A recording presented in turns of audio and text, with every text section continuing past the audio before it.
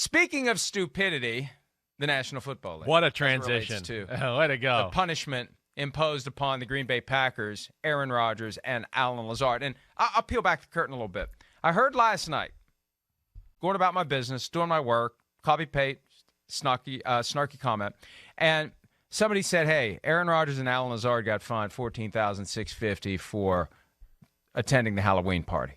It's like, okay, well, that's it? What else? What else? How many other fines for Aaron Rodgers? Well, I think that's it. Look into it. So I started looking into it, and I reached out to everybody involved, agents, league, team, and it was silence for like 45 minutes. Like, this is weird. Usually somebody gets back to me and says no comment or answers the question, whatever. It was weird to have collective silence for that long. And then all of a sudden, boom, there was a report from ESPN.com. $300,000 fine for the Green Bay Packers, $14,650 for Rodgers, $14,650 for Lazard, and all they were being punished for was attending the Halloween party. And by the way, it doesn't matter whether or not they were wearing masks. Under the protocol, they're not allowed to go to a gathering of more than 3 people, more than 3 teammates, while they're unvaccinated. Positive, not positive, quarantine, not quarantine, doesn't matter. Just being there, even if he had a mask on, John Wick, Slippery Pete, Aaron Rodgers, that's a violation. Just being there is a violation. That's how blatant it was. So, Chris, here's what's confusing. And there are teams that are pissed. I would bet. Are they pissed? I would bet. Because here's what Aaron Rodgers did, and the Packers let him do it. Yeah. Blatantly violate twice a week for the press conferences. And nobody else knew. We didn't know. We thought the guy was vaccinated because he said so. And no punishment for any of that, just for the Halloween party. It is bizarre, it is confusing, and it is causing people to think that the Packers are getting special treatment. And when you look at the numbers involved, and the league acknowledged, I got a full explanation from the league about where the violations were, et cetera. And they said, of course he should be wearing a mask at these press conferences. Okay, why isn't he being fined for it? It doesn't make any sense. It makes no sense. No sense whatsoever. No, none of it does. It does not. I mean, it's weak. I don't know what else to say. It's weak sauce. I mean, forget the press conferences like we've talked about. It should be on the sidelines. It's been a weekly thing. $14,000 for, these type of egregious errors and basically in-your-face NFL mistakes. I'll do what I want. I'm shocked. I'm shocked that the NFL, this is like one thing they're usually, I feel like, pretty strict on and kind of put the hammer down. Like, no, you don't mess with the shield. You don't mess with our rules, And I when I first saw these numbers, I thought that, okay, wait, we're going to see more come out, right? There's going to be more. There's going to be another season fine for not the Halloween party, correct? But it doesn't sound like it's going that way. I'm amazed. I really am. And if I was on another team or another quarterback or a guy that was, unvaccinated and I've been wearing my mask and doing all the protocols the right way, I don't know. On a day like today, I might go, if I was making a lot of money, I might go, screw the mask. Screw it. I'll take the $14,000 fine. I don't know. It's a bad look. I probably wouldn't do that. I would still follow the rules. But I am very, very shocked by the weak sauce there that the NFL laid out.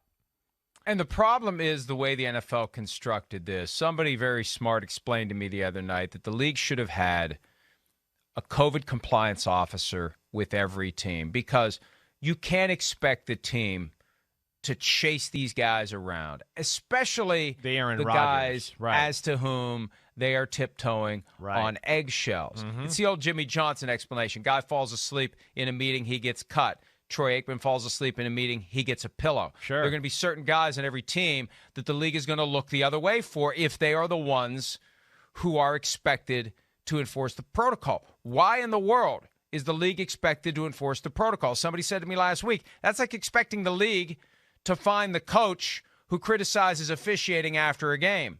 What team is going to do that? The league does it. And the league should have been the one that was enforcing these protocols. 100%. And I think that they're embarrassed, aren't they? Well, it's either favoritism, and I've had people say, boy, I'd love to see the emails between Jeff Pash and Mark Murphy, the CEO of the Packers. Right. And that goes back to last month's Jeff Pash, Bruce Allen pen pal exchange. Yeah. Are they getting favorable treatment from the league while other teams get hammered for COVID protocol violations? We'll go over some of the ones from last year that were inconsistently enforced because others were violating it too, but only some were selected for punishment. But the idea that the league was asleep at the switch and is covering up its mess because we all knew he wasn't wearing a mask. The league can say, we don't have the time or the resources to study every camera in 32 NFL facilities to see if any of the unvaccinated players are walking by without a mask on or are in the meeting room without a mask on. We don't have the time, the resources, or the desire to do that. Okay, fine. But when Aaron Rodgers is continuously showing up for press conferences in the building without a mask on, and you know, nobody else does, but you know he's not vaccinated, how do you do nothing about it? The team did nothing about it for obvious reasons. The league did nothing about it for unknown reasons. And I think one of the reasons why everyone's kind of getting a break here, they just want it to go away. No doubt. They don't want any appeals. No doubt. They don't want any hearings. Right. They don't want any big messes. They know they look stupid here. And it would be great if somebody appealed one of these fines because maybe through the appeal process, we drill down a little bit on what the hell happened. I mean, yeah, but I mean, that's what it does look like right now. Yeah, let's just, make it a soft number. People like us will talk about it for a little while and, it'll go away by the end of the week. Yeah, but it's a bad look for them. It is, of course. It shows favoritism or, negligence. I don't know what it is. But yeah, not having, I guess a backbone here to, make a strong stance, make a statement for the rest of the league, the rest of the players, of course, who are following rules. And it looks like, they fell asleep at the wheel a little bit. I mean, there's still cameras in every facility, right? I mean, this is not a hard thing to do either way. But to your point, it's like this was like a slap in the face, for the last 8 weeks of the year. Screw you. I'll make my own rules. I don't like wearing a mask. Screw you, NFL. And that's where I'm surprised. That's where I just can't believe the NFL has come down this week. And, Mike, here's another question I want to ask you. I know we're going to talk about it in a second, but last year, of course, the numbers were way bigger and way more aggressive as far as when you broke protocols. Was there a new agreement in place that I don't remember with the NFLPA about the fines this year? I'm just asking you that because I that's the one thing I'm curious about, and I don't remember hearing that or reading that. But there was no new protocol or agreed on fine. What am I trying to say? System. No, you're right. I got an answer for you. You do? Okay, cool. All right. Yeah. There were more protocols to violate last year. Yeah. There were more ways you could get in trouble last year because last year all the coaches had to wear masks on the sidelines during games. Yeah. I remember how laughable it was, all the noses we saw sticking out of masks. Okay, do you understand just the basic physics of restricting your breathing? Having it just over your mouth is no different than having it just over your nose. You've got two different pathways. But they were aggressive about that because that was a rule. And they were selective about it. They were selectively aggressive about it. When we had that weekend where multiple teams and coaches were fined $100,000 for the coaches, $250,000 for the teams. Now, some of those got waived, but I remember it was John Gruden, Sean Payton, Shanahan, Pete Carroll, Kyle Shanahan, right, yeah. But there were others who were doing it. I remember saying, these aren't the only ones. Right, no, there was a lot. lot. I don't get it. Yeah. I don't get it. Why did they just pick out 5? And people see that inconsistency and they say, what the hell? Why aren't the rules consistently and fairly enforced as to everyone? The Saints ultimately lost a 2022 6th-round draft pick. They had a maskless locker room celebration where you're allowed to do that this year. Last year, you weren't allowed to do it. It was easier to spot it, but others did things like that too, and you didn't hear that they got fined or lost draft picks, and it was just this haphazard approach where we're going to periodically whack someone to send a message, even if we are not being consistent. So to clearly answer your question, there are fewer penalties this year because right. there are fewer ways to get yourself into trouble, and it only applies to unvaccinated players. And what is it, like 6% of all players are unvaccinated? And I would say most of them are following the protocols because most of them are not the delicate genius around who their team tiptoes and doesn't want to piss off in any way by saying, hey, Aaron, you better wear your mask. Hey, Aaron, we have to fine you. I know you really don't like us right now, and you thought about retiring, and you wanted to be traded, and we kind of told you we were going to trade you, and then we didn't, and you want to leave after the season, and we'd like to hold this relationship, this very fragile, tenuous relationship together as best we can. But here's a fine for $14,650 for not wearing a mask yesterday to your press conference. Are you kidding me? They were never going to do that.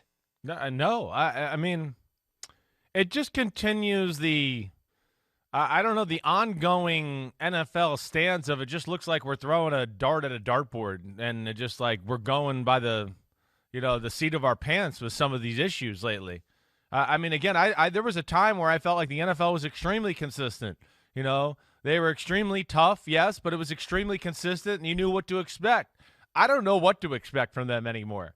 And I guess where I get down to this, and I'm almost like a little surprised maybe the NFLPA has not gotten involved in this because, they are about protection of players, right?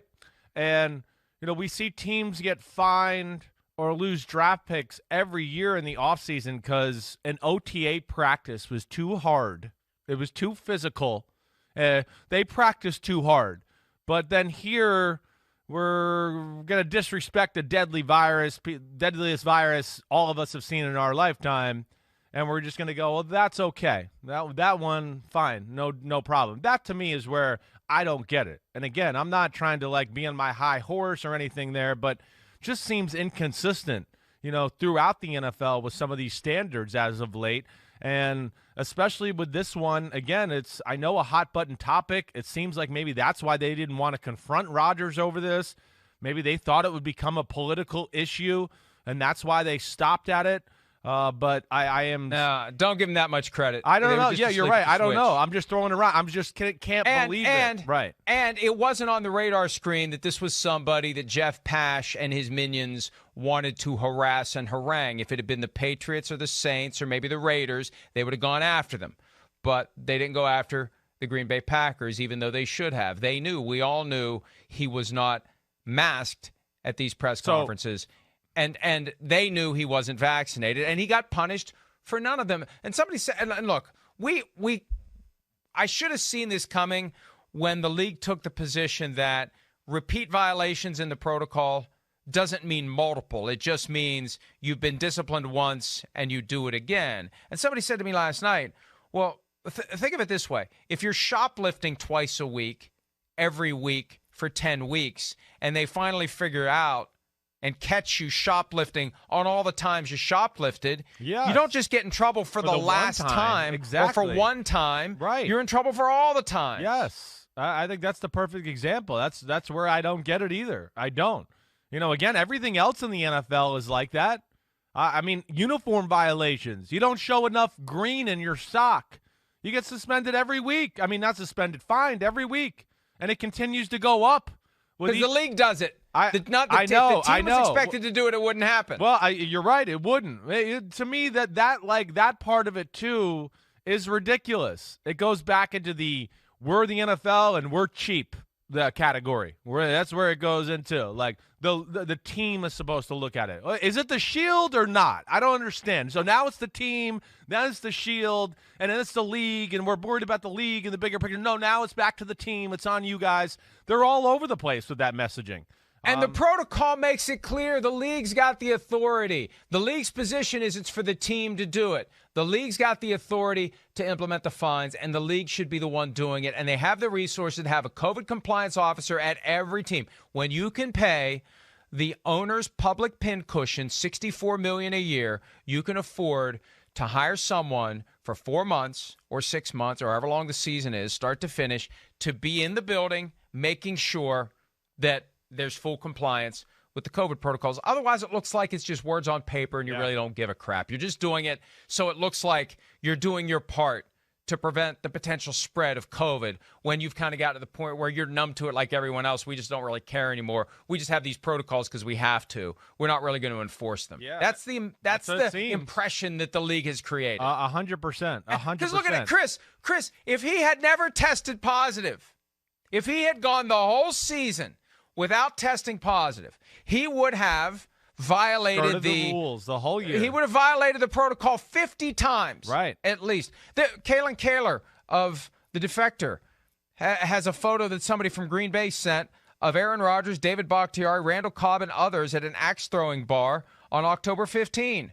That's the kind of thing that an unvaccinated Rodgers should not be doing, with or without a mask. And obviously there's no mask on Aaron Rodgers while he's there. How many other things are like that? Did they sit down with Aaron Rodgers and say, tell us all the times you went out to gatherings this season of 3 or more? Did they go after him as aggressively as they went after Tom Brady when it was found that Tom Brady's footballs incorrectly was found that Tom Brady's footballs were 2 pounds under the limit during the AFC Championship game 6 years ago? Hell no. No. But that's because the more aggressive you are about fleshing this out, the more inept you look for not being awake at the switch. Yeah, they were asleep at the switch, and they don't want anyone to realize how asleep they were. Yeah, no, I think you're exactly right. It's better to look, I guess they don't want to look incompetent, right? So that's why it's a soft fine here. But like Mike, here's to my point, and I know one's a league thing or whatever, but it doesn't seem right, all right? Because our man Pete, he's listening and he looked some stuff up. Pete Demolitolitis. But CeeDee Lamb got fined $15,000 this week for not tucking in his jersey. Not tucking in his jersey. I mean, that to me is where it just doesn't make sense. Like it's just not a good look. I guess that's all I'm trying to say. Again, I'm going to break the rules every week, do what I want twice a week. I mean, at least twice a week, really. I mean, we're being kind by saying twice a week. And again, there's 2 a week that we know about. Exactly right. And then, I'm not trying to sit here and be goody two-shoes or anything like that. But again, what I'm trying to do is say it's not fair. That's all it is when it comes down to it. There's so many people within the league, players, coaches, everything. They follow rules to a T out of respect for the league. And that's where it's just it's unfortunate. And I think by going weak here, there's going to be unintended consequences, because I think you're going to see players maybe speak out, or people speak out and go, well, he only got this, so why should I get any more? And you might see this brought up as an example as we go on through the season when somebody does get, harshly fined for something stupid. If it happens. As it relates to the COVID protocols. For the other violations, maybe you'll have some people point that out, or maybe Wednesday's a big press conference day. Maybe there'll be some coaches and quarterbacks asked for their thoughts on it, and maybe they'll stay away from it. I don't know. I heard from a lot of pissed off people last night. Now, they obviously aren't going to attach their name to it because they don't want the unblinking red eye of the league office to focus on them. But there are people who are upset, and they've used some strong language, the kind of language Chris uses, all the time. All the time. For any and all reasons. Yeah. One more thing about the fine imposed on the Packers. Let's make sure we put this in context. That $300,000, first of all, it's a drop in the bucket for a $1 billion company. But even more importantly, this isn't coming out of anybody's pocket. No. This is coming off the balance sheet of a publicly owned corporation. Big freaking deal. Yes. Oh, well, $300,000. Well, where are we going to find that? Well, we just move some money around. It's part of the budget. Nobody in Green Bay, in the Packers organization, is going to lose a penny over this. Because if the board of directors is upset with Mark Murphy, all Mark Murphy has to say is, hey, folks, look, we're tiptoeing around a delicate genius here. Did you really expect us to fine him every chance we get? We deliberately didn't fine him. We found a loophole here. And, it cost us $300,000 to keep the peace with our quarterback. That's money well spent. Yeah. I mean, you're right. I mean, again, some of these fines that are put on teams, they're kind of ridiculous. $300,000 for these owners, these organizations, whatever. That's nothing. It's absolutely nothing. It means nothing. Nobody will blink an eye. And it's the same thing for, $14,000 for a guy that's making $36 or $37 million a year. It's nothing. I mean, it's not going to teach him any lesson. The only lesson he might be learning is from public backlash here right now. Hi, I'm Mike Tirico, and thanks for watching. Make sure to hit subscribe for the latest news and highlights from NBC Sports.